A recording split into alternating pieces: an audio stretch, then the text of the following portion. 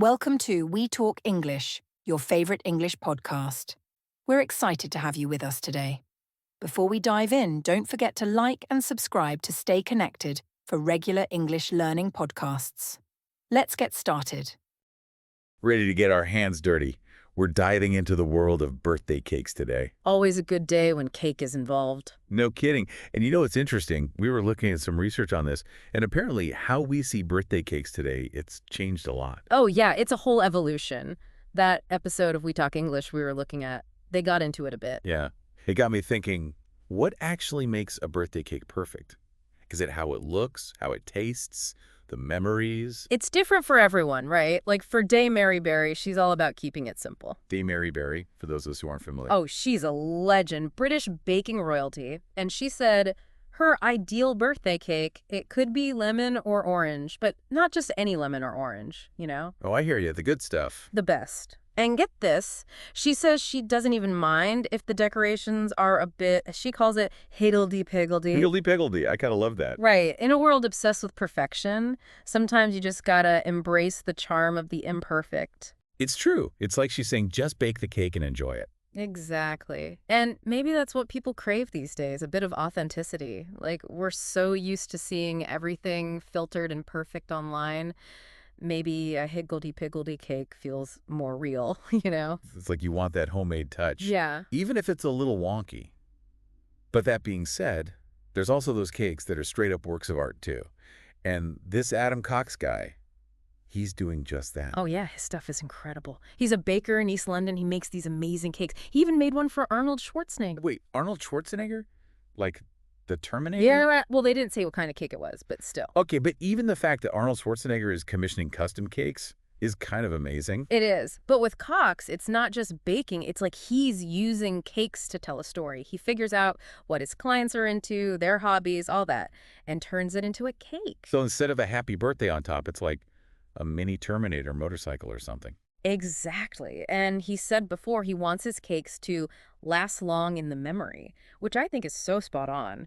Food, especially birthday cake, has that power to create these lasting memories. It really is true. Some of my best memories are all tied to birthday cake. Yeah, it's more than just the cake itself, right? Like the whole experience, that first slice, everyone's gathered around. You're totally right. I can almost smell the frosting and feel that kid-like excitement, Yeah. waiting for them to cut the cake. Exactly. It's become such a ritual. Makes you wonder, what is it about cake that's so universal? Good question. Maybe it's how many ways you can make it. Simple or over the top. True. Plain vanilla or those crazy cakes with tons of tiers and decorations. Speaking of, imagine Adam Cox got his hands on those licorice all sorts. Yeah. Talk about all sorts of Oh, flavor. that's a good one. All those colors and shapes would be a party in your mouth. I know, right?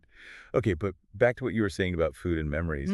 You think that's part of why birthday cakes are so powerful? Totally. Taste and smell, they bring back memories so strongly. One bite, and it's like you're back in that moment. And for a lot of us, birthday cake means happy childhood memories. There's a real nostalgia factor there. Almost like that book, right? Remembrance of things past. Yeah. One bite and boom, memories.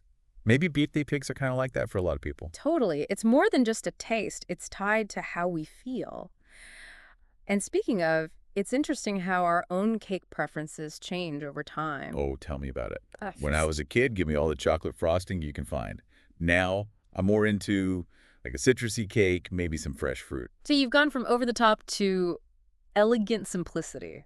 That's one way to put it. But, now I'm curious, what would my dream cake be like if I could go full on Adam Cox, Okay, I like this game. What kind of cake says this is you? Oh, man, that's tough. I do love reading maybe a cake that's like a stack of books.